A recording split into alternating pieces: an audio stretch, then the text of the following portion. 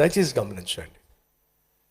ఒక పరిచర్య నూతన విధానంలో ముందుకు సాగాలి అని అంటే నూతన నిర్ణయాలు తీసుకోవాలి. ఇలాంటి కన్స్ట్రక్షన్ మన భారతదేశంలో ఎక్కడ జరగలా, ఏ మందిరం నిర్మించబడలా.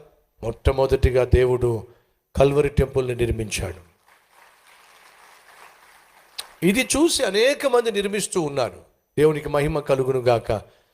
మనకు దేవుడు తోడుగా ఉన్నాడు కాబట్టి, ధైర్యాన్ని దేవుడు మనకిచ్చాడు కాబట్టి, సాహసోపేతమైన నిర్ణయాలు తీసుకోగలుగుతున్నాం కాబట్టి ఈరోజు అనేక మందికి మన మందిరం ఒక ఆదర్శంగా మారింది, ఆశీర్వాదంగా మారింది.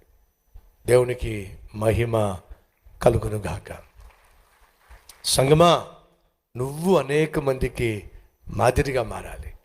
నువ్వు అనేక మందికి ఆదర్శంగా మారాలి. నీ జీవితము అనేక మందికి దీవెనకరంగా మారాలి. అలా మారాలి అంటే నువ్వు యేసునే వెంబడించాలి. ఎవరిని వెంబడించాలి?